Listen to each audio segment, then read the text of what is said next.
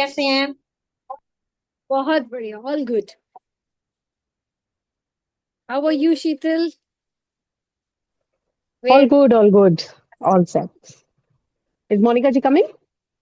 Monika ji, I did try to reach her but she didn't take the calls. I am not sure about her. No so problem. अगर मोनिका जी नहीं है तो आज आप take up करेंगे। I will take up the reading part today. ठीक है ठीक है, आज इंग्लिश भी करेंगे। हाँ, इंग्लिश भी करेंगे आज। सो चैप्टर 15 से अपने को शुरू करना है। हाँ, Yes. हम एक दो मिनट आई थिंक वेट कर लेते हैं। मोनिका जी का वैसे भी 7-7 अक्सर रहते हैं। लास्ट टाइम 7-12 भी था टाइम उनका। So let's just wait. Sonal, Yogini ji and Manzil, please, can you please come on screen? मुझे मतलब मैं समझती हूँ कुछ ना कुछ कर रहे होगे साथ में। But I would love to see the faces. Tushar, can I request one thing? जी। लास्ट वीक का आप, लास्ट वीक कह रही हो, परसों का, फ्राइडे का आप प्लीज, सॉरी, मंडे का आप प्लीज एक बार रिकैप कर देंगे। मंडे का एक बार बताएंगे कि क्या था उसमें। मंडे का recap. Okay, हम्म, let me recall. One second. एक बारी मुझे थोड़ा सा रिकॉल करने के लिए मैं एक बारी ओपन कर लूँ। Just a moment. आप मंडे का सेशन नहीं थे आप?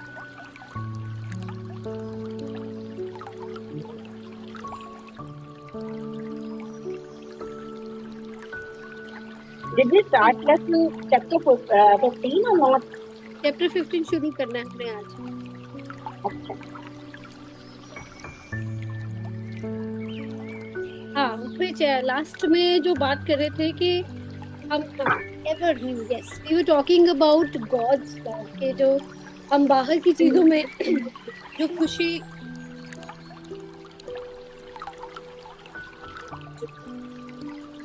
हाँ, हम ये देखते रहते। ये मेरा फोन है, किसी का कॉल नहीं किया था अभी। ओके, तो ही वाज टॉकिंग अबाउट जो लास्ट चैप्टर में हमारे कंफ्यूजन में बात कर रहे थे, वो ये था कि बहुत सारी चीजें जो बाहर की चीजें हैं उस पे ढूंढते रहते हैं, but that is temporary. But ये दैट्स भूमिका लव जी की एंड बेटी है। That's happiness. आप कुछ कह रहे हैं योगिनी जी?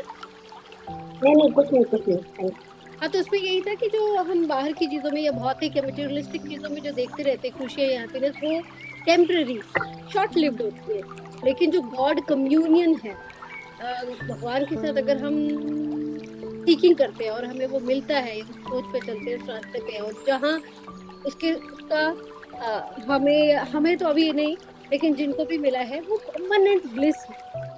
तो वो एवर एवर ग्लोइंग है, एवर रिफ्रेशिंग है, वो इनफाइनाइट है। बाकी चीजें जो है आपको टेम्परेरी आएंगी, खुशी देंगी और फिर चली जाएंगी। फिर आपको, आपने कोई नया चीज, कॉस्ट्यूम खरीदा, घर खरीदा, गाड़ी खरीदी है, ज्वेलरी खरीदी है, कुछ देर तक तो आप खुश होगे, लेकिन उसके बाद फिर वही बोरिंग, वही बोरियत शुरू हो जाएगी। लेकिन चैप्टर में ये बताया था कि अगर आपको गॉड से कम्युनिकेट परमानेंट, अगर आपने हैप्पीनेस सीख करनी है, वो वहीं पे है। वो एवर रिफ्रेशिंग है, एवर न्यू है।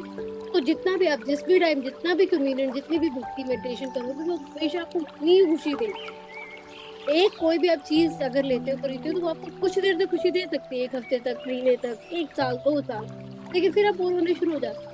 लेकिन अगर आप भगवान से कम्युनिटी बिल्ड करते हो या उनसे कनेक्ट करते हो, तो वो एवर रिफ्रेशिंग है, वो आपको लगातार नया ही मिलता है। और उसमें एक बात और की थी कि अगर एक एक लाइन जो मुझे अभी भी याद है, लास्ट में, लास्ट सेशन में भी डिस्कस की थी कि अगर किसी को सृष्टि का, पूरी सृष्टि ही संभाल दी जाए, तो उसको ओनरशिप दे दी जाए, कहते वो भी इतना रिच नहीं होता।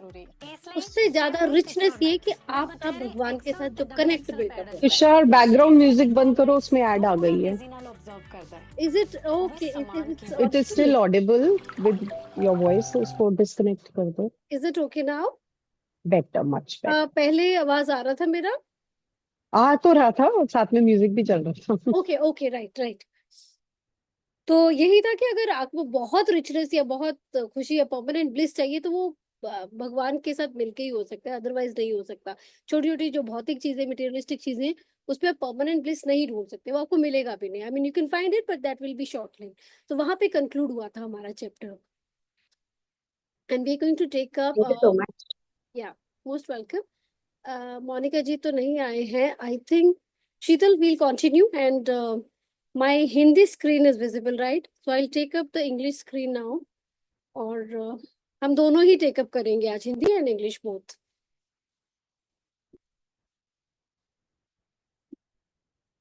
All right. So is the English screen visible, Sheetal?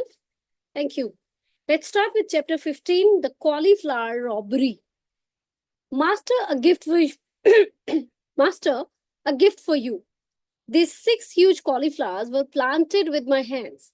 I have watched over their growth with the tender care of a mother nursing her child. I presented the basket of vegetables with a ceremonial flourish. Thank you. Sri Yukteswar's smile was warm with appreciation.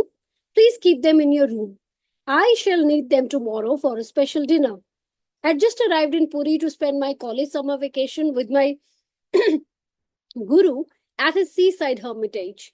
Built by Master and his disciples, the cheerful little two-story retreats fronts on the Bay of Bengal.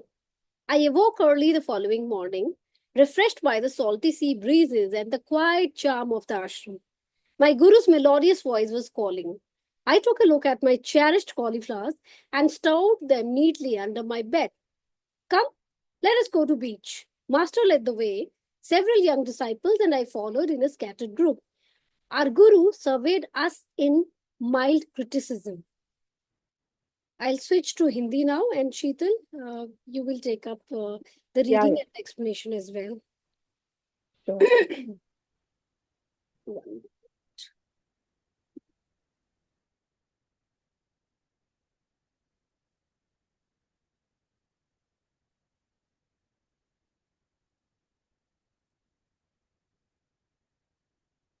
Yeah. Is that visible to you? It's visible. Chapter 15. Yes. Good evening, everyone. Chapter 15, फूल गोभी की चोरी. Interesting. Title ही इतना मजेदार है, सो देखते हैं। गुरुदेव, आपके लिए भेंट। इन 6 बड़ी बड़ी फूल गोभियों को मैंने अपने हाथों से लगाया था और इनकी देखभाल उसी ममता के साथ की थी जैसे कोई माँ अपने बच्चे की देखभाल करती है। तो सोचो, जैसे एक माँ का बच्चा पनप रहा होता है, ऐसे ही हम अपने जो भी अनाज उपजाते हैं या कोई भी, हम जिस इस केस में फूल गोभी को उन्होंने बड़े ही देखभाल यानी कि नर्चरिंग भाव से और पूरा जो भी खाद पानी मिट्टी सूरज की रोशनी सब कुछ दिलवा के, देखभाल जो वर्ड यहाँ आ रहा है, उन्होंने बहुत देखभाल से इन 6 फूल गोभियों को उगाया। तो यार 6 फूल गोभियों का जिक्र हो रहा है। इतना कहकर मैंने बड़ी भाव भंगिमा के साथ गोभियों की टोकरी प्रस्तुत की। तो मतलब भाग भंगिका का यहाँ पे इंग्लिश में मीनिंग है सेरेमोनियल फ्लरिश, मतलब एक सेरेमनी जैसा लग रहा है कि वाओ, एक एक जैसे ना छोटा सा मेरी एक एफर्ट है, उसका एक रिजल्ट सामने नजर आ रहा है। तो बड़ा एक सेरेमनी की तरह सेलिब्रेटरी मूड लग रहा है, बहुत सेलिब्रेशन वाला भाव आ रहा है। उस भाव के साथ वो टोकरी उन्होंने वहां प्रस्तुत की अपने गुरु को। शाबाश, श्री युक्तेश्वर जी ने सस्नेह मुस्कुराकर अपनी स्वीकृति प्रकट की। तो उन्होंने उसे एक्सेप्ट किया। जब हम किसी को कोई गिफ्ट देते हैं, या तो वो वर्बली एक्सेप्ट करते हैं या वो अपना नॉडिंग से और किसी भाव से, किसी जेस्चर से एक्सेप्ट करते हैं। तो उन्होंने उस स्वीकृति को वहां अपनी मुस्कुराहट से एक्सेप्टेंस दी। अभी इन्हें अपने कमरे में ही रखो, कल एक विशेष भोज में यह काम आ जाएंगी। तो यानी कि उन्होंने पहले ही एक हिंट दे दी है कि कल एक विशेष भोज होने वाला है और उन्होंने इन गोभियों को कमरे में रखने को कह दिया। कॉलेज की गर्मियों की छुट्टियां अपने गुरु के साथ उनके समुद्र तट पर स्थित पुरी आश्रम में बिताने के लिए मैं अभी अभी पुरी पहुंचा था। गुरुदेव और उनके शिष्यों द्वारा निर्मित इस 2 मंजिले छोटे से सुंदर आश्रम के सामने ही बंगाल की खाड़ी है। तो बे ऑफ बंगाल सामने से दिखता है, 2 स्टोरी बिल्डिंग है ये। तो बड़ा अच्छा सा डिस्क्रिप्शन दिया है कि उसके सामने बे ऑफ बंगाल का समुद्र दिख रहा है और ये 2 स्टोरी बिल्डिंग है और वो वहां अपनी छुट्टियां बिताने आए हुए हैं। खारी समुद्री हवा के झोंकों से और आश्रम के शांत वातावरण से तरोताजा होकर दूसरे दिन प्रातः काल तड़के ही मैं जाग गया। तो ये नेक्स्ट मॉर्निंग का बता रहे हैं कि बहुत अर्ली मॉर्निंग इनकी नींद खुलती है। समुद्री झोंके, हवा के इतने ठंडे ठंडे खुशबू भरे झोंके उनको उठा देते हैं और गुरुदेव अपने कर्ण मधुर स्वर में मुझे पुकार रहे थे। कर्ण मधुर, कर्ण मतलब कान, मधुर मतलब समथिंग दैट्स जैसे मिश्री सी घुल जाती है ना कानों में, कानों को मधुर लगे। तो ऐसी आवाज उनकी मुझे पुकार रही थी। तो सोचो आपका गुरु आपको सुबह सुबह जगा रहा है, कितनी ही प्यारी सुबह है ये। मैंने अपनी प्रिय फूल गोबियों पर एक दुलार भरी दृष्टि डाली और उन्हें हिफाजत से अपनी खटिया के नीचे रख दिया। यहीं तक पढ़ा है शायद तुषार हमने। नहीं, आगे किया है मैंने। आगे पढ़ लिया, अच्छा हाँ। आओ समुद्र तट पर चले। गुरुदेव आगे आगे चलने लगे। कई बालक शिष्य और मैं उनके पीछे फैले हुए झुंड में चलने लगे। गुरुदेव ने सौम्य आलोचना से भरी दृष्टि हम पर दौड़ाई। तो अब हुआ ये कि जब वो लोग समुद्र तट पर चल पड़े हैं, गुरुदेव ने आज्ञा दी है कि चलो हम चलते हैं एक वॉक के लिए। अब कई सारे बालक जो है अलग अलग ग्रुप्स में डिवाइड हो गए और सब कुछ कुछ, कोई दो में, चार में, तीन में, ऐसे होता है ना कि हम लोग ग्रुप्स बना लेते हैं। तो जब ये हम ग्रुप्स में डिवाइड हो गए हैं, ये अपने गुरु जी के साथ है, इनका ग्रुप इन्हीं के साथ है। तो वो बड़ी सौम्य आलोचना, बहुत सॉफ्ट सा क्रिटिसिज्म वाली दृष्टि से हम सब पर उन्होंने अपनी दृष्टि दौड़ाई। अब ये क्यों क्रिटिसिज्म आ रहा है, क्यों उनकी नजरों में एक आलोचना आ रही है, वो आगे पता चलेगा। Yes, over I'll to you take it. Tushar. Yes.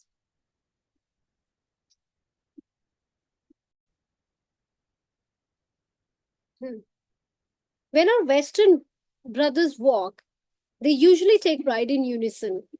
Now, please march in 2 rows. Keep rhythmic step with one another. Sri Yukteswar watched as we obeyed. He began to sing. Boys go to and fro in a pretty little row. I could not but admire the ease with which Master was able to match the brisk pace of his young students. Halt! My Guru's eyes sought mine. Did you remember to lock the back door of the hermitage? I think so, sir. Sri Yukteswar was silent for a few minutes, a half suppressed smile on his lips. No, you forgot, he said finally. Divine contemplation must not be made an excuse for material carelessness. You have neglected your duty in the safeguarding the ashram. You must be punished. I thought he was obscurely joking when he added, your 6 cauliflowers will soon be only 5. We turned around at Master's orders and marched back until we were close to the hermitage. Rest a while. Mukund, look across the compound on our left. Observe the road beyond. A certain man will arrive there presently. He will be the means of your chastisement. I concealed my vexation at these comprehensible remarks. A peasant soon appeared on the road. He was dancing grotesquely and flinging his arms about with meaningless gestures. Almost paralyzed with curiosity, I glued my eyes on the hilarious spectacle. As the man reached a point in the road where he would vanish from our view, Sri Yukteswar said, now he will return. Over to you, Sheetal. Yeah.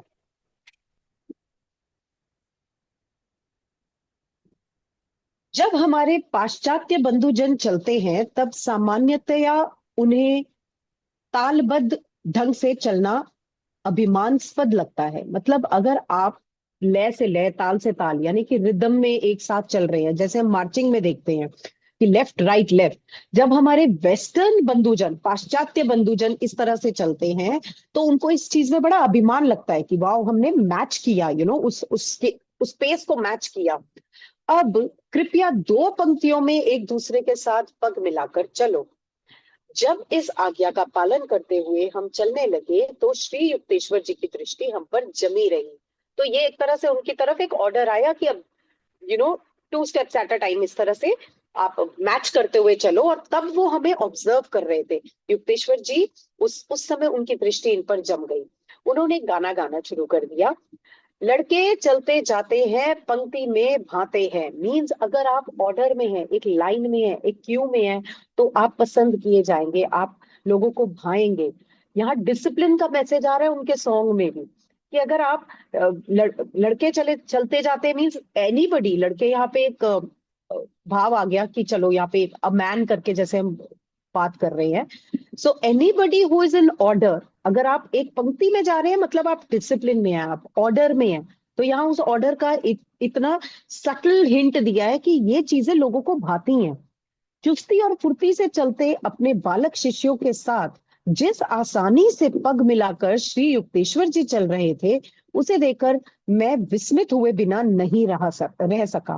तो यहाँ बात हो रही है कि बालक शिष्य means young people, young students.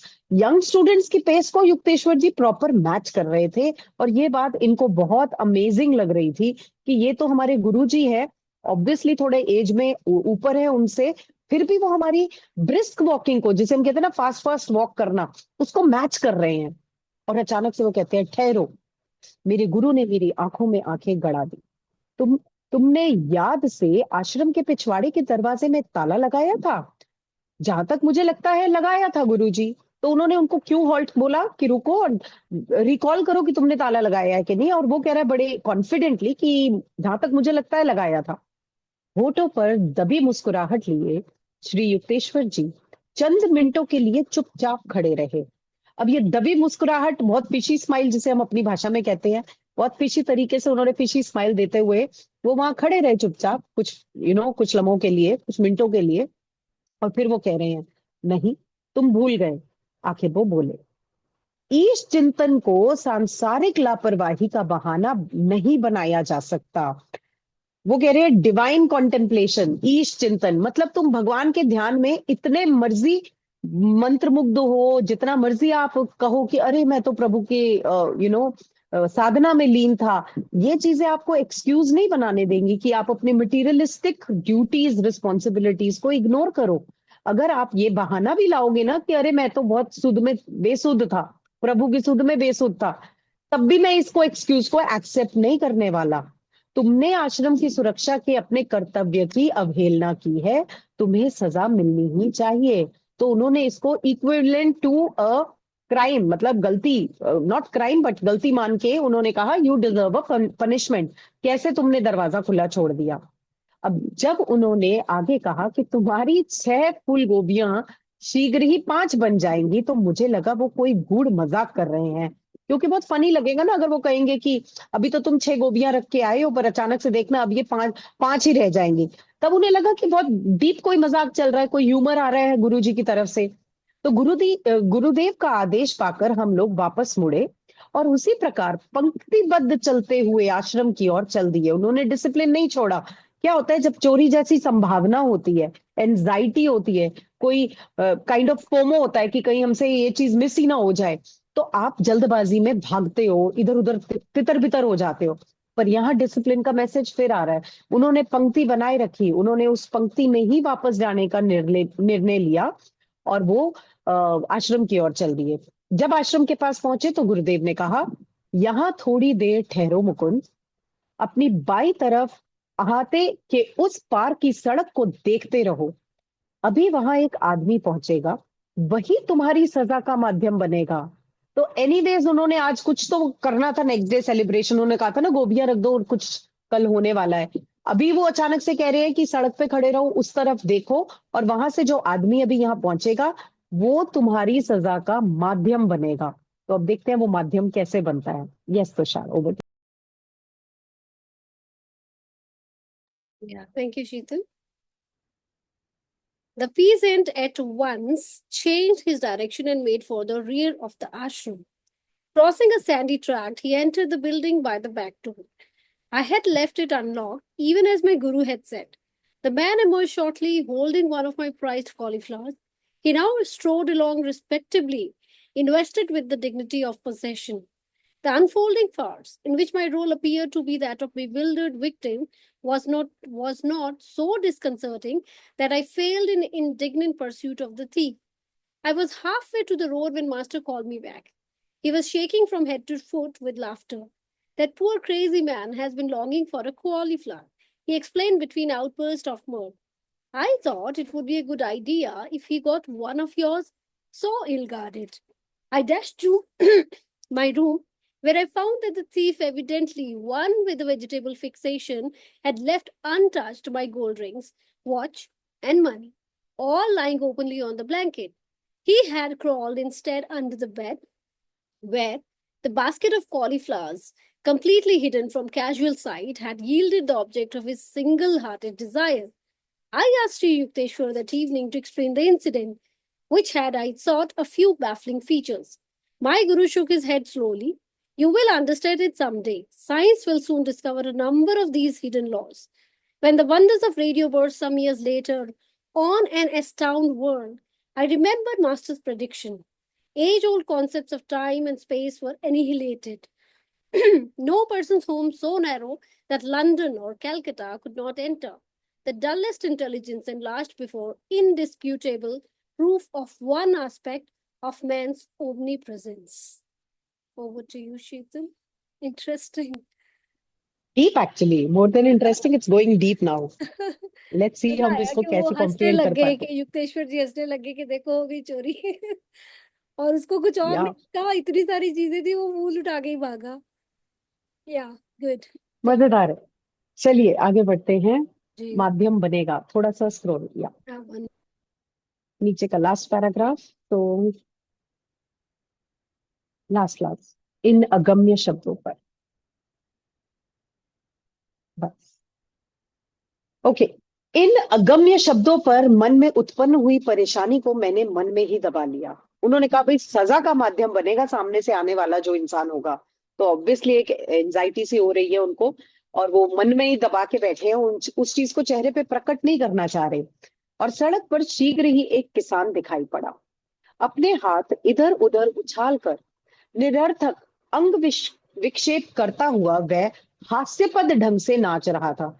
मतलब वो हंसी के मारे हिल रहा था, उसको इतनी हंसी आ रही थी कि वो सड़क के उस पार से ही किसान दिख तो रहा है, लेकिन वो इतना हंसता हुआ कांपता हुआ दिख रहा है कि कौतूहल से लगभग जड़ सा बना मैं उस हास्यप्रद दृश्य को एकटक देखता रहा.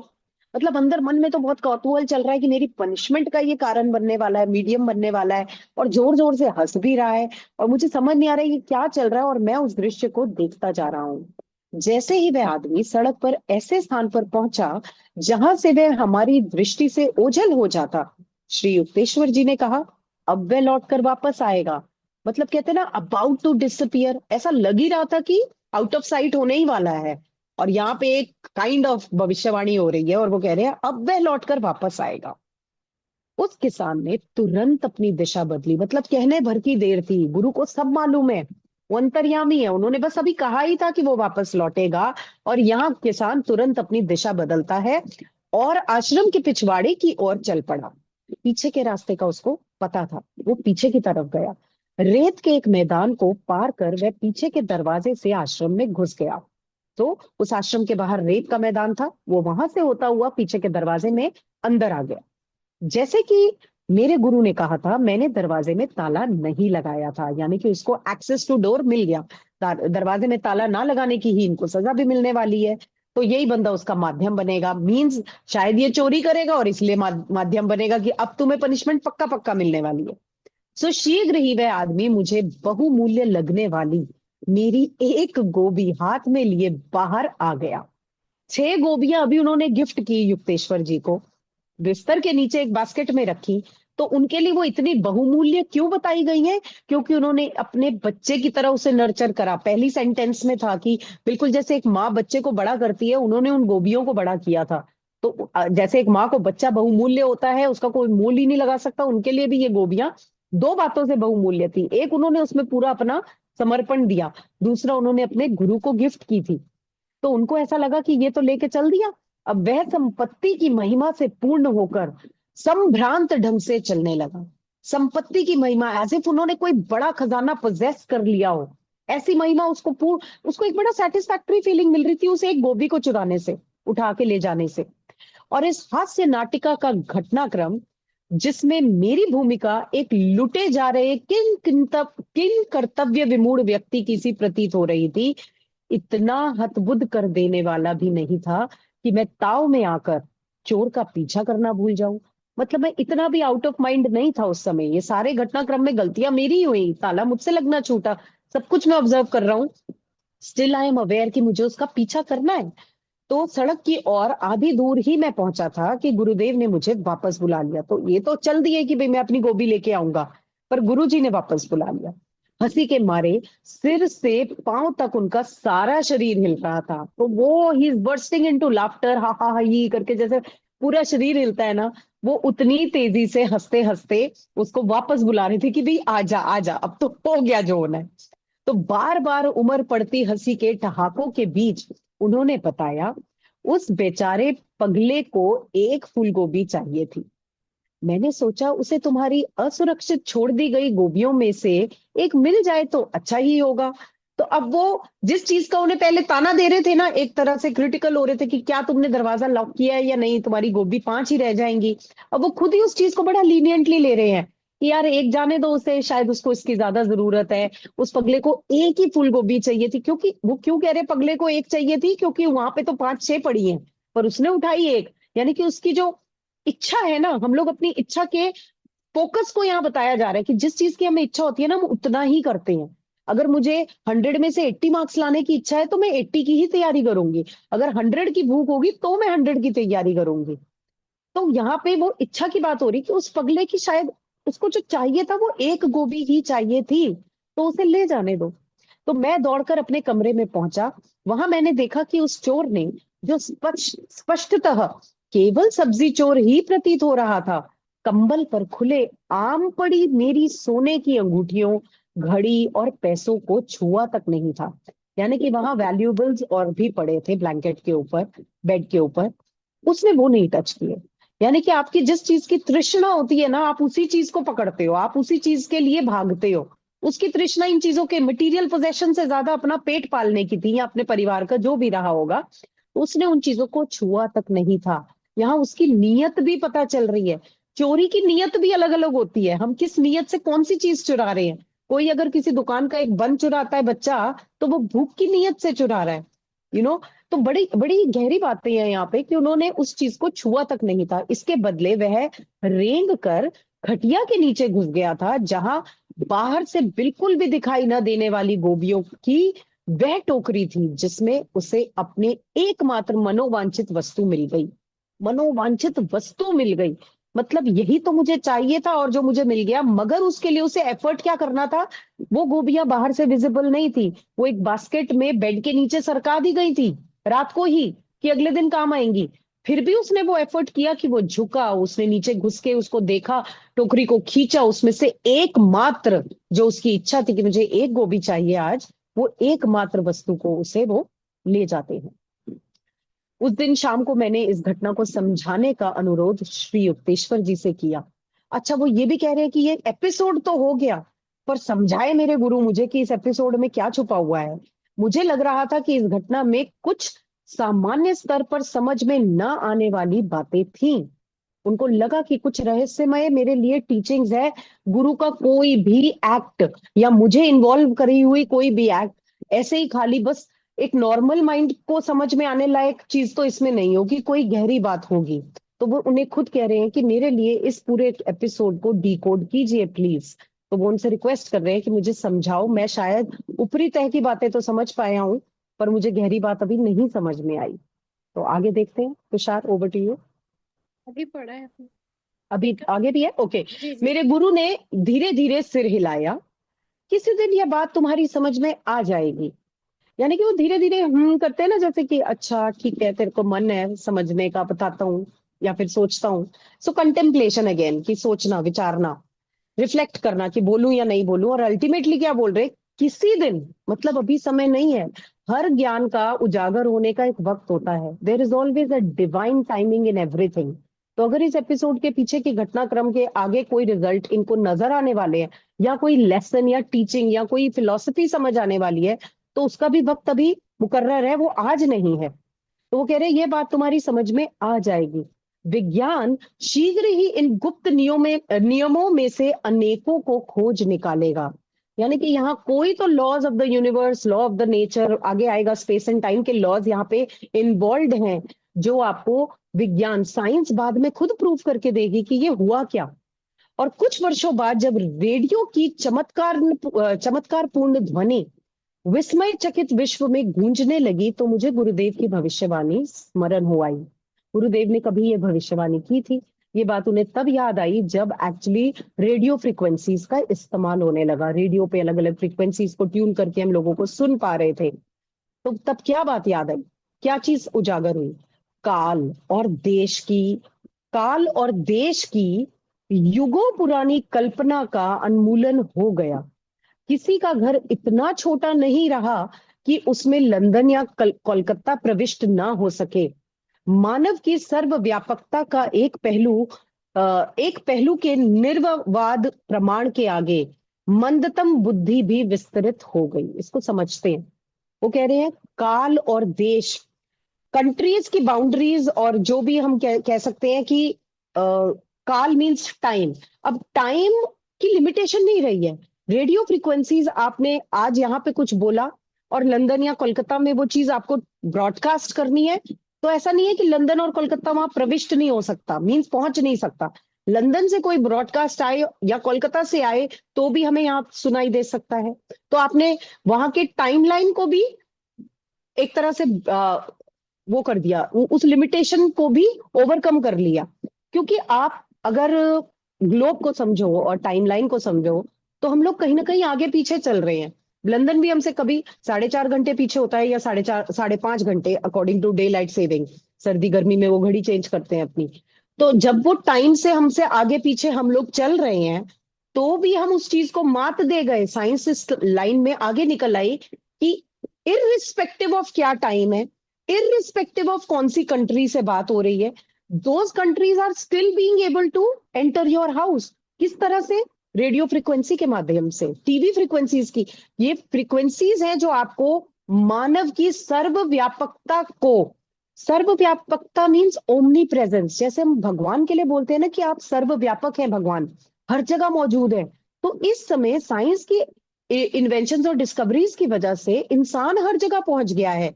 हम यहाँ बैठे आपस में जुड़े हुए हैं, इस समय जूम कॉल पे हैं, तो हम भी एट दिस मोमेंट अलग अलग जगह पॉसिबल है पहुंचने। यही ब्रॉडकास्ट अगर हम कर दे यूट्यूब पे या फेसबुक पे या इंस्टा पे लाइव कर दे, तो हम एट वन मोमेंट अलग अलग जगह प्रेजेंट हो जाएंगे। ये बात एक मंदतम बुद्धि में भी विस्तृत हो गई। एक जो बात जो एक छोटी सी छोटी बुद्धि को समझ में नहीं आ पा रही थी ना, साइंस ने वो भी समझा दिया कि ये लो इस तरह से पॉसिबल है। तो बाद में ये अब अपनी गोभी के एपिसोड से इसको कनेक्ट करेंगे। सो या, I hope it was clear. Beautifully explained, Sheetal. Well done. Good. Okay. Yeah. Hmm. Omni presence के बाद next page.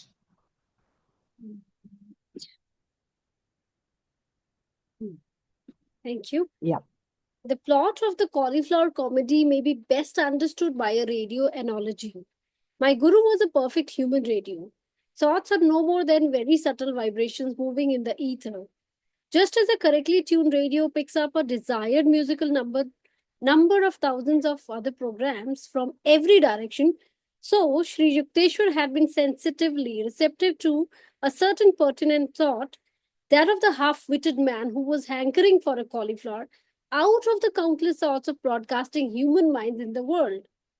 During the walk toward the beach, no sooner had Master become aware of peasants' simple yearning than he was willing to gratify it. Sri Yukteswar's divine eye had discovered the man dancing down the road before he had become visible to the disciples. My forgetfulness about locking the ashram door had given Master a convenient excuse to deprive me of one of my valued vegetables. After thus functioning as a receiving instrument, Sri Yukteswar then operated through his powerful will as a broadcaster or sending instrument. In that role, he had successfully directed the peasant to reverse his steps and go to a certain room for a single cauliflower. Intuition is soul guidance, appearing naturally in man during those instants when his mind is calm. Nearly everyone has had the experience of an inexplicably correct hunch or has transferred his thoughts accurately to another person. The human mind, freed from the disturbances or static of restlessness, is empowered to perform all the functions of complicated radio mechanisms, sending as well as receiving thoughts and turning out undesirable ones. As the power of radio broadcasting station is regulated by the amount of electrical current it can utilize, so the effectiveness of a human radio depends on the degree of willpower possessed by each person. Over to you, Sheetal. Yeah, as I mean, this is expected. related to science. बड़ा Yeah. Surprising है कि कितना connecting है with the science है this entire experience. करते हैं इसे decode, बहुत ही मजेदार है. हाँ. तो अब वो बात कह रहे हैं कि कुछ वर्षों बाद आपको ये बात समझ आएगी, और जब कुछ वर्षों बाद रेडियो टेक्नोलॉजी नजर आती है, उनको ये भविष्यवाणी याद आती है. आगे बढ़ते हैं. फूल गोभी हास्य नाटिका के कथानक को रेडियो की सादृश्यता से सर्वोत्तम ढंग से समझा जा सकता है. तो इस पर्टिकुलर पूरी एपिसोड को या कथा को रेडियो की एनोलॉजी से ही समझाया जा सकता है. तो वो उसी एनोलॉजी को ले रहे हैं यहाँ पे. वो कह रहे हैं मेरे गुरु एक सर्वांगपूर्ण मानव रेडियो थे. मतलब वो पूरी तरह से एक ह्यूमन रेडियो थे. वो सारी चीजें पोजेस करते थे जो आज की डेट में रेडियो इंस्ट्रूमेंट पोजेस करता है, या वो वेवलेंथ या फ्रीक्वेंसीज जो हवा में आकाश में है, जो ईथर में है. अच्छा, आ रहा है ईथर, नाम आ रहा है आगे. विचार और कुछ न होकर केवल आकाश एथर में संचरण करने वाले सूक्ष्म स्पंदन हैं.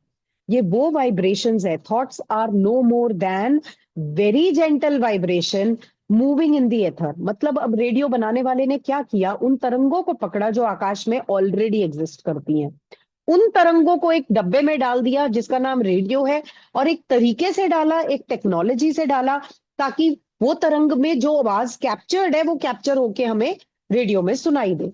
यानी कि वो एग्जिस्ट कर रही है, कहीं तो प्रकट हुई है, कहीं इनिशिएट हुई है, कहीं रिकॉर्ड हुई है, या कहीं बोली गई है. तो things are there in this space. जिस प्रकार उचित स्वर समंजन करते ही, यानी कि स्टेशन मिलाते ही, फ्रीक्वेंसी को, बैंड को ट्यून करते ही, हर दिशा से आने वाले हजारों अन्य कार्यक्रमों में से आपको जो गाना सुनना है वही गाना रेडियो पकड़ लेता है. तो जैसे ही हम किसी बैंड पे ट्यून करते हैं, वही गाना वो पकड़ लेता है जो उस पे आ रहा है या हम सुनना चाहते हैं. उसी प्रकार विचारों को प्रसारित करने वाले विश्व के मानव मनों के असंख्य विचारों में से एक अचूक प्रसंगोचित विचार के प्रति श्री युक्तेश्वर जी उस समय अत्यंत संवेदनशील रूप से ग्रहणशील हो गए थे. काफी लंबी स्टेटमेंट है. हम इसको समझते हैं कि वो कह रहे हैं कि बैंडविड्थ हम जब भी कोई ट्यून करते हैं तब हमें वो गाना मिलता है. तो अब युक्तेश्वर जी क्या थे, उनके विचारों का प्रसारण हो रहा था. He was broadcasting those thoughts. वो उन विचारों को ब्रॉडकास्ट कर रहे थे उस मोमेंट पे हवा में, जो कि इंसान के भी असंख्य विचार है. हमें पता है कि इंसान को दिन में 60,000 थॉट्स आते हैं, और जिनमें से 90% नेगेटिव होते हैं और जिनमें से 80% रिपीटेड भी होते हैं. तो सोचो, इतनी नेटवर्क और वेब ऑफ इंफॉर्मेशन में से उनको पता था कि फूल गोभी के लिए लालायत उस अर्ध विक्षिप्त मनुष्य के विचार में कैसे मैं इन्फ्लुएंस करूं, उसको कैसे अपनी मैसेज पहुंचाऊं. तो ये बड़ी प्यारी उन्होंने एक तरह से लीला रची. उन्होंने अपने विचारों से एक थॉट अपना बाहर भेजा. हम कहते हैं ना, thoughts have its own power. Thought से इंटेंशन क्रिएट होता है, एक्शन बनता है, बिहेवियर बनता है. कैसे? क्योंकि आपकी फ्रीक्वेंसीज पकड़ी जा रही हैं. टेलीपैथी कैसे हो रही है? यहाँ आपने सोचा, वहां फोन आ गया, या उसने फोन कर दिया, जो भी है आपने. तो युक्तेश्वर जी ने वो थॉट जैसे ही हवा में छोड़ा होगा, उन्होंने उस अर्ध विक्षिप्त मनुष्य, मीन्स जो जरूरतमंद था उस समय, पीजेंट था, एक फार्मर था, उसके दिमाग में ये भाव डाल दिया कि उसको ये गोभी मिलनी चाहिए या उसको लेनी चाहिए. और समुद्र तट की ओर चलते समय जैसे ही गुरुदेव ने उस किसान की साधारण लालसा के विचार को पकड़ा. अच्छा, उस साधारण इंसान के मन में विचार चल रहा है कि आज किसी तरह खाने का इंतजाम हो जाए. यहाँ वो सोच रहा है, उसकी तरंगे पकड़ रही हैं वो, जब वो ग्रुप्स में, छोटे छोटे झुंडों में जब अपने ब्रिस्क वॉक कर रहे थे ना अपने डिसाइपल्स के साथ, उस समय उन्होंने देखा कि इस साधारण इंसान के मन में एक खाने पक की लालसा है। उसे वो पूर्ति के लिए वो तैयार हो गए थे कि मैं अब, मेरे दिमाग में ये थॉट पकड़ में आ गया, कहते ना उनके एंटीना ने कैच कर लिया कि इस इंसान को इस समय खाने का, भोजन का व्यवस्था करनी है। तो उनकी दिव्य दृष्टि ने शिष्यों को दृष्टिगोचर होने से पहले ही सड़क पर नाचते आ रहे उस आदमी को देख लिया था। अभी डिसाइपल्स को, स्टूडेंट्स को नहीं भी दिख रहा, इनको पहले से दिख रहा है वो, कि वहां नाचता कूदता एक अपने मन में एक बंदा आ रहा है, एक पीजेंट आ रहा है। आश्रम के दरवाजे में ताला लगाने की मेरी भूल से गुरुदेव को मुझे अपनी प्रिय गोपियों में से एक वंचित कर देने की सहज बहाना मिल गया था। अब उन्होंने पहले भी कहा था कि पनिशमेंट तो तुम्हें मिलेगी, तुम्हारी दरवाजा खुला छूट गया है। तब तक उन्हें ये नहीं पता था क्या पनिशमेंट मिलेगी। पर जब उन्होंने इस बंदे के पास से गुजरे होंगे, या इसको नोटिस किया होगा अपनी तरंगों में, अपने विचारों में, कि पास से कोई गुजरने वाला है जिसे इस चीज की जरूरत होगी, तब उन्होंने ये बात बना ली कि उन्होंने क्या कहा कि सड़क के उस पार से एक आदमी आएगा, यानी कि वो अभी तक आया नहीं है, इनको उसकी वेवलेंथ पता चल गई। इन्होंने कहा जब वो आएगा वो बहाना बनेगा तुम्हारी पनिशमेंट का।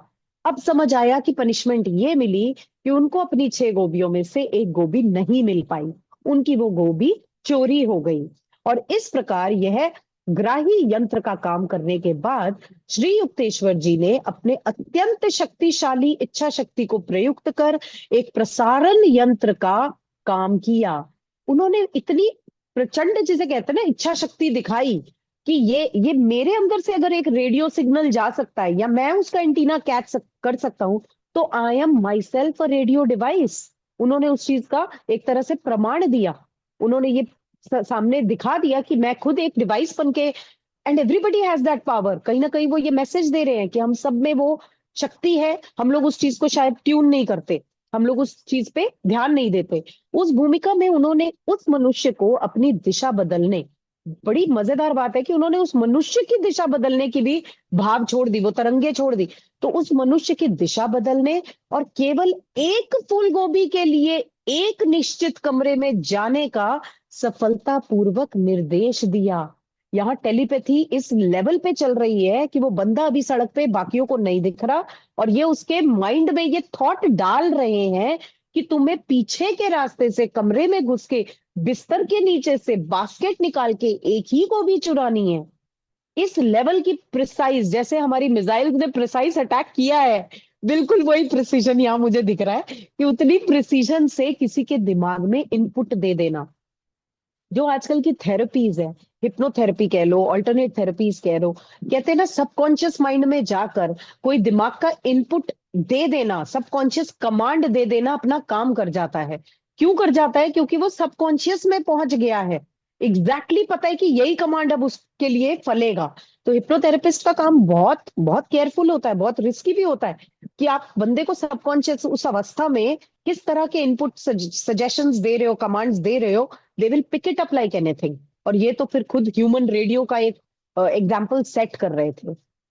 तो अंतर्ज्ञान आत्मा का मार्गदर्शन है, यानी कि इंट्यूशन, अंतर्ज्ञान, इंट्यूशन ही एक सोल का मार्गदर्शन है। हमें बाहरी गाइडेंस की जरूरत नहीं, हमें लोगों से ओपिनियन, हाँ ठीक है, विजडम हम पूछते हैं, बड़े बुजुर्गों से सलाह भी लेते हैं, पर कई बार क्या कहते हैं हम, सुनो सबकी करो अपनी। क्यों? क्योंकि आपका दिल, आपका सबकॉन्शियस, आपका इंट्यूशन, आपका गट ब्रेन, हार्ट ब्रेन और एक्चुअल ब्रेन, जब ये तीनों कोहेरेंस में होते हैं ना, अलाइनमेंट में होते हैं, तब जो डिसीजन लिया जाता है वो कभी रिपेंट नहीं किया जाता, और वो आपके हायर सेल्फ के लिए बेस्ट होता है। इसलिए यहां कहा गया है कि अंतर ज्ञान आत्मा का मार्गदर्शन है, जो मनुष्य के मन में तब स्वाभाविक रूप से प्रकट होता है जब वह शांत होता है। How can you access your intuitive powers, how can you access your intuition? जब आप शांत होंगे। कहते हैं ना कि बहुत पानी में भी अगर बहुत ज्यादा हलचल हो रही हो तो आप उसके ठहराव को नहीं समझ सकते, मगर एक शांत जल, एक शांत तह आपके अंदर के डेप्थ को देखने देता है, उसको सुनने देता है। तो आपका शांत मन आपकी इंट्यूशन को सुनने देगा। शांत कब होगा? जब हम बाहरी प्रॉब्लम्स और सिचुएशन से स्ट्रगल करने वाले मूड से बाहर आ जाएंगे। मुझे नहीं, रिटेलिएट नहीं करना, रेजिस्ट नहीं करना। लाइफ में प्रॉब्लम्स है, सुबह किसी ने, मान लो मेड ने छुट्टी कर ली, बॉस ने डांट दिया, बच्चों ने सुना नहीं, ये सारी बाहर की प्रॉब्लम्स है। इन सब का बटन स्विच ऑफ करो, थोड़ी देर के लिए मन को शांत करो कि अभी आई नीड टू डिस्कनेक्ट। जैसे कहते हैं ना, मुझे अपने आप को थोड़ी देर के लिए डिस्कनेक्ट करना है, and I want to listen to my heart, I want to listen to my intuition. जब मैं उस शांत भाव से अपने अंतर्मन की आवाज सुनूंगी ना, वो गाइडेंस देगा। और लगभग हर व्यक्ति को कभी ना कभी कोई सच्चा पूर्व संकेत मिलने का अनुभव है। जिसे हम कहते हैं ना कि आभास हो जाना, पूर्वाभास, क्लेरवॉयंस भी इसी चीज में आ जाती है। तो हर इंसान को ना कभी जरूर एक्सपीरियंस हुआ है, जिसका कोई स्पष्टीकरण नहीं होता, या कभी ना कभी लगभग हर व्यक्ति ने किसी दूसरे व्यक्ति को अपने विचार ऐसे के ऐसे संप्रोषित किए हैं। तो आपका भी ये एक्सपीरियंस रहा होगा कि यार मैं सोच ही रहा था, वो कहते नहीं हम, यार तूने तो मेरे मुंह की बात छीन ली। कैसे?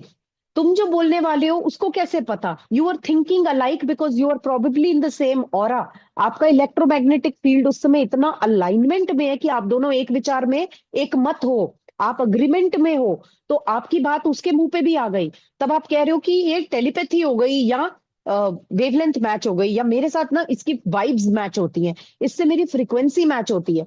ये सब इन्हीं फ्रीक्वेंसीज का प्रमाण है। तो एक्चुअली गॉड भी कुछ नहीं, फ्रीक्वेंसी ही है। और जब हम उस हायर फ्रीक्वेंसी पे अपने आप को ट्यून कर लेते हैं, हम गॉड को पा जाते हैं। योगिनी जी पूछ रही थी पिछले चैप्टर में फिनिशिंग क्या हुई। फिनिशिंग ये हुई कि जब वो पूछ रहे हैं कि भगवान को मैंने शायद अब तक देखा नहीं, वो कहते हैं बिल्कुल देखा है। Ever new thing is God, every new thing. जब आप कोई नया एक्सपीरियंस करते हो, नई अनुभूति भगवान का ही प्रतीक है। तो यहाँ पे वही आ रहा है। तुषार, आगे पढ़ा है हमने कि नहीं? Yeah, one paragraph we have done. Okay. तो चंचलता और अशांति की खरखराहट से मुक्त हुआ मानव मन जटिल रेडियो यंत्रावली के समस्त कार्य करने में समर्थ हो जाता है। चंचलता और अशांति की खरखराहट, फालतू की डिस्टरबेंस, फालतू की अंदर आवाजें, जब हम उससे मुक्त हो जाते हैं, तो वो जो मानव मन है, वो जो माइंड है, अब यह mind is not the brain, not the organ, mind is the consciousness that's running from top till bottom, sir से लेके पांव तक जो आपकी कॉन्शियसनेस दौड़ रही है ना, वो वाला मन जब आपके जटिल रेडियो यंत्रावली के समस्त कार्य करने में समर्थ हो जाता है। जटिल थोड़ी सी कॉम्प्लिकेटेड हो सकता है मैं अभी न्यू हूं इन चीजों के लिए, मुझे समझ नहीं आ रहा कैसे एक उस तरह का मैं रेडियो खुद बन जाऊं, कैसे मैं एमिट करूं वो विचार जो किसी और तक पहुंच जाए, कैसे मेरी टेलीपैथी इतनी पॉलिश हो जाए कि मैं किसी को अभी सोचूं और वो मुझे याद कर ले या फोन कर ले। तो इस चीज में कभी लगता है कि शायद मैं समर्थ हो भी सकता हूँ, यानी डाउट आ जाता है। तो कह रहे हैं इस यंत्रावली के समस्त कार्य करने में समर्थ हो जाता है शांत मन, माइंड यू, जिसमें वह विचारों को भेज भी सकता है और ग्रहण भी कर सकता है, तथा अवांछनीय विचारों को अंदर आने से रोक भी सकता है। क्या सुपर फिल्टरेशन प्रोसेस है। मतलब कि आप भेज भी रहे हो थॉट, आप रिसीव करते वक्त एक फिल्टर से भी गुजर रहा, उन थॉट्स को भेज रहे हो कि ये मैं एक्सेप्ट करूंगी और ये मैं नहीं करूंगी। I accept what you are saying, but I do not want to absorb what is not good for me. जो मेरे लिए अच्छा नहीं है वो मुझे अब्सॉर्ब नहीं करना। तो आप स्पंज नहीं बने हुए कि सामने वाला बोल ही जा रहा है और आपको अफेक्ट हो ही जा रहा है।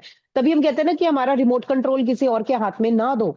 उनके विचार, उनके शब्द भी इन्हीं तरंगों से, कैसे हमारा कान सुन रहा है, वेव्स आ रही है ना, कानों में पड़ रही हैं और हमारा ये ऑर्गन काम कर रहा है।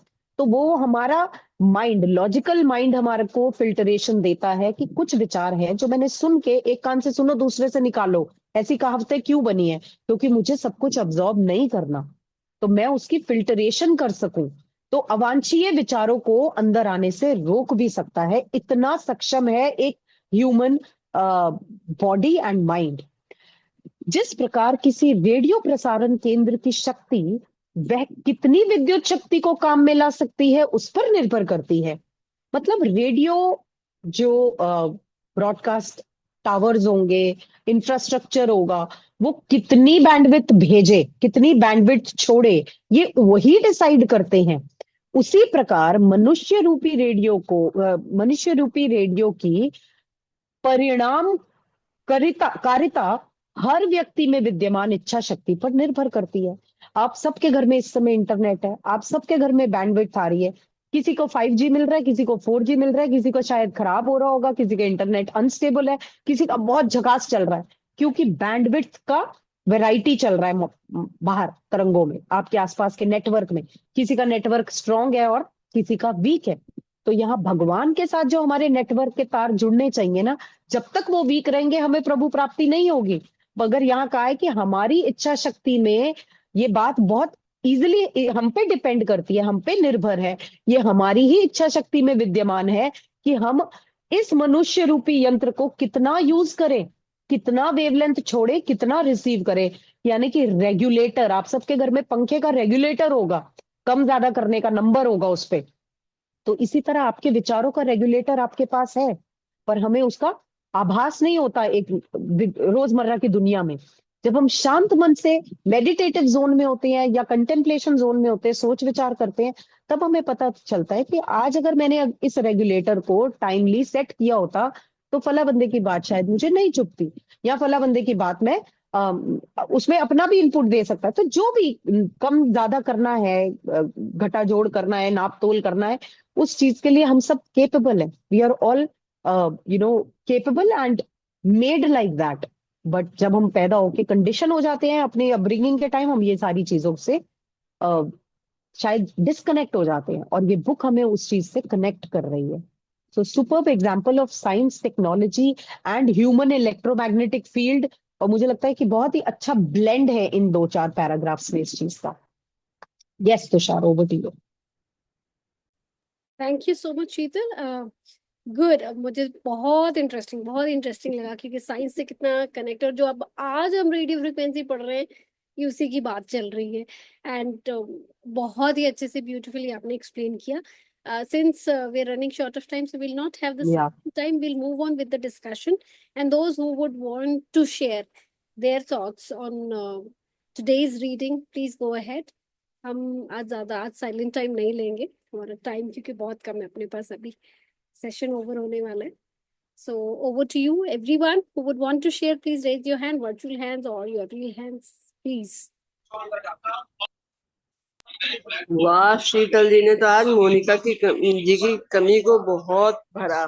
बहुत बढ़िया भूमिका जी, शीतल। आपको पसंद आ गया तो पप्पू पास हो गया फिर। नहीं नहीं, आप हो ही इतने, मुझे नहीं, आप सबसे राय ले लो। 100% में आया तो 99 पे थैंक तो आ यू, ही गए आप।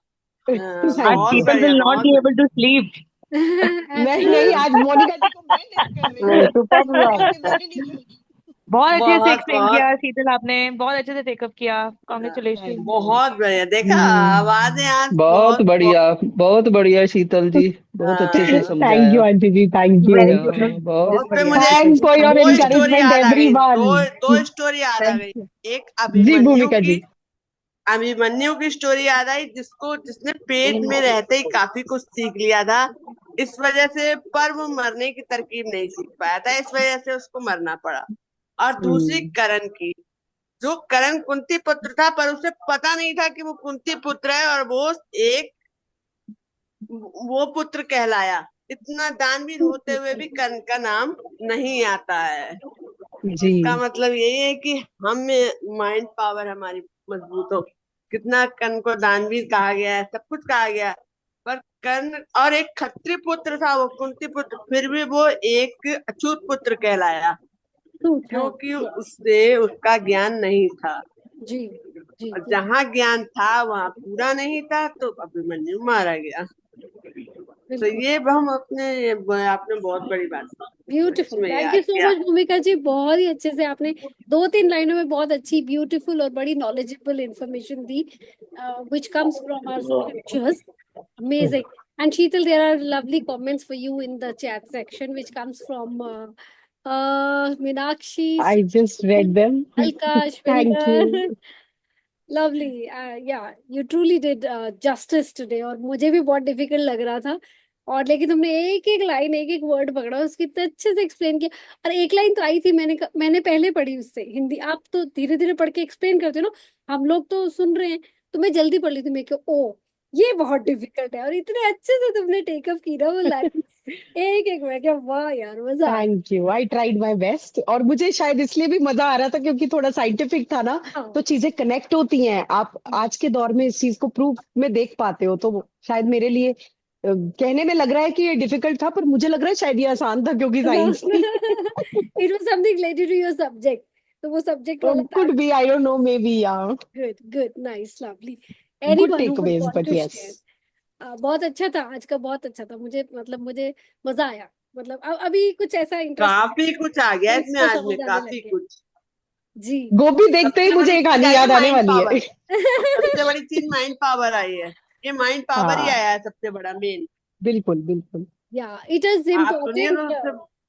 सब। जी, बहुत बहुत इम्पोर्टेंट, बड़ा अच्छा। मतलब मैंने ना ग्रुप में भी वो लास्ट पैराग्राफ ही शेयर कर दिया है, क्योंकि कितना बढ़िया चीज बताई कि आप अगर आप वो फ्रीक्वेंसीज से मैच करो, तभी तो हम बोलते हैं विजुअलाइजेशन की बात इतनी करते हैं, इतना पॉजिटिव थिंकिंग की बात करते हैं, क्योंकि आपके आसपास वो सब वाइब्रेशंस हैं। आपने ट्यून करना है, अपना रेडियो सेट करना है।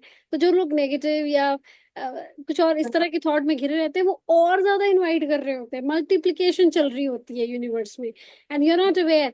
इसीलिए बार बार कहा जाता है अपनी फ्रीक्वेंसी मैच करो, फ्रीक्वेंसी। और क्यों हम सुबह के टाइम ब्रह्म मुहूर्त में या शाम के टाइम पे संध्या काल में बात करते हैं? क्योंकि जैसे ट्रैफिक होता है ना, हमने कहीं दिल्ली भी जाना हो तो हम बोलते हैं ट्रैफिक कम हो गया यार, सुबह सुबह निकल लो। वही होता है सेम। वो वाइब्रेशंस यूनिवर्स की इतनी हाई और इतनी स्ट्रांग होती हैं उस टाइम पे ब्रह्म मुहूर्त में, संध्या काल में, कि आप इजिली कनेक्ट कर पाते हो भगवान से। वो टाइम होता है। और ये प्रैक्टिस तो मुझे लगता है थॉरली 24/7 अपने को करते रहना चाहिए। अब पता नहीं कौन सी फ्रीक्वेंसी कहाँ मैच कर जाए और मैजिक हो जाए। तो आई थिंक इट्स ये फैक्ट है तुषार, मैजिक होते हैं और मेरे साथ हुए भी है। There was once I was in my office और मैंने वो चीज अपनी किताब में लिखी है। बड़ा इंटरेस्टिंग एपिसोड था कि सब कह रहे थे कि बारिश हुई है हल्की सी और अचानक से धूप भी आ गई है। मैंने कहा अभी रेनबो बुलाऊं, और they were like laughing at me. But the rainbow did come after few whatever things I thought of, law of attraction and visualization, सब कुछ हुआ। और इतना अमेजिंग चमत्कारी लग रहा था वो सब। ऐसे ही मैं छोटे छोटे एक्सपेरिमेंट करती हूँ that I strongly think about this person and the person is climbing up the stairs, और वो आ रहे हैं सामने। वो कहते हैं अरे आज मन कर रहा था मिलने का। मैंने कहा आप अपने आप नहीं आए हो, आप बुलाए गए हो। कि अरे डराओ मत, अब तुमसे डर लगने लगेगा। तो ये चीजें जब हंसी मजाक में लो तो अच्छी लगती है, बट एक नॉर्मल इंसान को विचक्राफ्ट जैसी ना लगे तो बड़ा ही अंडर द कारपेट ये क्यों चीजें विद्या छुपी हुई है, क्यों इन किताबों में बंद है, क्यों स्कूल कॉलेजेस में नहीं पढ़ाई जाती? Because people won't believe. वो लोग जब तक एक्सपेरिमेंट नहीं करेंगे उनको ये सब बड़ा विची विची सा लगेगा। But the best part about this entire reading today is one line, which is intuition is soul guidance. And I've lived my life till now using my intuition and I have no regrets, believe me. Ups and downs भी आए होंगे ना, तो वो मेरी intuition मुझे कह रही है कि ये लेसन सीखते हुए अप्स एंड डाउन से जाओ। इंट्यूशन इज सोल गाइडेंस आज का मेरा डबल कोट्स टेक अवे है। Thank you. और ये बड़ा प्रोमिनेंट, मतलब अब हमारे ग्रुप में अभी आज के सेशन में बहुत सारी विमेन है। इंट्यूशन विमेन के केस में बहुत ज्यादा in comparison to men strong होती है। यू आर ब्लेस्ड, लोग ब्लेस्ड होते हैं। और अगर हम ये सोचे बात सही काम कही, ये भी बात करें, सही कही। और अगर हम इस पे अगर काम आपके भी करें, आपके आप और मेन मदर के रूप में, अगर आपके मतलब घर में कुछ होने वाला है, बच्चे को जरा भी आपके बच्चे को कुछ होने वाला, आपके अंदर पहले आ जाता है थोड़ा। पहले आता है। ये मदर ब्लेस्ड के रूप है, में आप बहुत स्ट्रांग होते हैं। ये भगवान की तरफ और से हम रिश्तों में विमेन भी को होते ब्लेसिंग है। हैं, पर मेन मदर में सबसे ज्यादा होते हैं। बिल्कुल बिल्कुल। तो ये जितनी भी वुमेन है, अगर आप सोचो कि मतलब आप बाय गॉड बाय डिफॉल्ट हम में ये सिस्टम फीड हुआ है, और अगर हम इस पे काम ही करने लग जाएं, इस पे और काम करने लग जाएं, तो मुझे लगता है कि कितनी सारी चीजें हम अपने अपनी लाइफ में, अपने आसपास लव्ड वन की लाइफ में हम कितना सोने पे सुहागा। सोने पे सुहागा कितना बढ़िया काम कर सकते हैं हम। सो सोचो इस फील पे काम ब्लेस्ड। किया कैसे जाए। आपने ये तो कहा इस पे काम कर लें, काम करने का तरीका एक ही है, मन की शांति। और सबसे ज्यादा लेडीज डिस्टर्ब्ड होती है अपने एक्सटीरियर एक्सटर्नल वर्ल्ड से। तो हमें शांति मिलेगी शायद साधना में, शायद मेडिटेशन में, शायद योगा में, शायद म्यूजिक में। जो भी चीज सूदिंग होगी, जो आपकी ब्रीदिंग को रिलैक्स करेगी, वहां आप अपनी इंट्यूशन को एक्सेस कर सकते हो। ये स्टेप्स उन्होंने बता दिए बड़े तरीके से। कोई चाहे तो बाद में जाके दोबारा पढ़ना। उन्होंने स्टेप्स बता दिए हैं कि कैसे अपनी इंट्यूशन को एक्सेस करना है। और सोच के नहीं, ये मतलब थ्योरी में नहीं, प्रैक्टिकल में आजमा के देखो, ये बहुत कल बहुत रेनू ही मैम मजा ने भी आने वाला है। बताया, कल लाइव सेशन में भी रेनू मैम ने बताया कि आप अपनी हम्म। ब्रीदिंग कंट्रोल करके अपने थॉट्स कंट्रोल करते हो। आपके थॉट्स आपकी यस। ब्रीथिंग चेंज करते हैं। और अगर आपकी थॉट आपको नहीं लग रहा कि ठीक है, तो अपना ब्रीदिंग चेंज करना शुरू कर दो फटाफट, काम रिलैक्स्ड ब्रीदिंग में आ जाओ, आपका थॉट शिफ्ट हो जाएगा। तो इट इज को रिलेटेड। आपका थॉट और आपकी ब्रीदिंग दोनों रिलेटेड है। आपने अगर थॉट गलत चल रहा है तो आपकी हार्ट बीट चेक करना तेज होनी है, एंग्जाइटी बिल्टअप शुरू हो जाएगी। उसको अगर शांत काम डाउन करना है, थॉट चेंज करने की जरूरत नहीं, आप अपनी ब्रीदिंग चेंज करो, आपका थॉट शिफ्ट होना शुरू हो जाता है। आई थिंक इसमें भी शायद 13th चैप्टर में एक जगह आया था कि यही दो वर्ड्स आए थे जो एक टेक अवे थे उस दिन भी हाँ मेरे, हाँ, कि करेक्ट थॉट और ब्रेथ वर्क पे ही हमें करेक्ट अपना करेक्ट ध्यान फोकस देना है। Correct. So I think we have shortcuts to be, मतलब मतलब बहुत दैट अच्छे, लेवल, बिल्कुल बहुत सारी चीजें अच्छे मुझे लगता है शॉर्टकट्स कहीं हमें मिल कहीं, रहे हैं। हाँ कहीं कहीं कहीं पैच पड़े हुए हैं बुक में, वो हमें निकालने आने चाहिए। मुझे ये लगता है कि वो ऐसे हम्म। उन्होंने हर जगह दिए हुए हैं, अब हमें वो पैच उठा लेते हैं कहाँ पे हैं। तो वो शीतल बहुत अच्छा कर लेती है। That's right. Thank Anyone you. else who would want to share? Yogini बहुत ji, कुछ। Alka ji, Ishwinder ji, वैसे तुषार जी, हमें थोड़ा ना समराइज करना चाहिए थे चैप्टर को। जी। जैसे अभी शीतल जी ने बोला ब्रेथ वर्क के ऊपर, हम्म। तो जैसे सबको हो सकता है याद भी ना हो, मतलब मुझे थोड़ा बहुत याद था, लेकिन पीछे वाला समराइज भी करना चाहिए। पीछे 14 चैप्टर। नहीं नहीं, जो जितने नहीं हो नहीं, हर चुके हैं। चैप्टर के बाद कह रहे हैं। अच्छा, हर वो चैप्टर, वैसे हर हाँ चैप्टर के एंड में मोनिका जी थोड़ा सा रिकैप कर भी देते हैं, बट आगे से हम प्रैक्टिस रख लेंगे। हाँ हाँ। मतलब जैसे किसी यूजुअली का मिस होता है, भी हो लेकिन अब गया अगर, इसको तो फिर वो माइंडफुली कर उसको, लेंगे। किसी का मिस भी हो गया तो उसे जल्दी कनेक्ट हो जाएगा। हाँ, आई गॉट इट। आप ऐसा करेंगे, जब नया चैप्टर शुरू होगा तो उससे पहले रिकैप करेंगे। रिकैप। मतलब सब पहले उसे पढ़ के आए, हाँ, and then yes yes, good suggestion Alka ji, thank you so much for sharing. Good, very nice. Yogini ji, आपने भी ग्रुप समरी पे हो शेयर जाएगी ना किया था, बहुत चैप्टर्स की। अच्छा सजेशन है। क्योंकि मुझे जो 2+2 3 4 कोड से बड़े बहुत सारे रिक्वेस्ट आती है, मैं डिसअप्रूव कर देती हूँ, रिजेक्ट कर देती हूँ। और क्योंकि मैंने जब पहले एक्सेप्ट की थी तो वो स्टॉक के होते हैं सारे, स्टॉक के धड़ल्ले से मैसेजेस आते हैं, तो उसके बाद मैंने सारा एडमिन राइट्स भी टेकअप कर लिए थे। हाँ, यू आर एक्चुअली राइट। उनको पता नहीं कैसे पता चल जाता है कि बहुत ज्यादा डेंसिटी ऑफ पीपल है व्हाट्सएप में। तो ये मैंने और भी ग्रुप्स में देखा कि ये प्रॉब्लम आती है तुषार जी। जो भी है उसमें भी कुछ ना कुछ अच्छा है। लोकेशन सेटिंग्स ऑफ कर लो, पढ़ो के बाद बहुत डेंस वैसे तो अभी पॉपुलेशन हमें दिखेगी सबको नहीं। करनी चाहिए। मैंने तो कर रखी है, फिलहाल कर हमें अभी रही वैसे हूँ। मैंने जब अपने मैसेजेस मोबाइल आए थे की तो बंद किया, जब ये पीछे से हमें अभी we all have to be very careful in the current situation. अपनी लोकेशन सबको ऑफ रखनी चाहिए। आई हैव डन दैट, क्योंकि मैसेजेस आए थे अभी जब ड्रोन मिसाइल ये वो हो रहा था के बाद मेरा से। इंस्टा हैक हुआ था ओह, क्योंकि हार्डली बी कोई मोर फॉलोअर्स केयरफुल है। Then. Yeah right, so we will take care of that. I think time is must wind up. Approaching. Yeah. Yeah, thank you everyone, thank you Sheetal, and let's just fold our hands for the concluding prayer. सर्वे भवन्तु सुखिना, सर्वे सन्तु निरामया, सर्वे भद्राणि पश्यन्तु, माँ कश्चित् दुख भाग भवेत्। ओम शांति शांति शांति। Thank you so much everyone for your time, presence, thank contribution. You everyone, thanks Shubh everyone, Ratri. Thank you, Night. Good thank night. You. Thank Bye. You, thank you Bye everyone. everyone, thank you.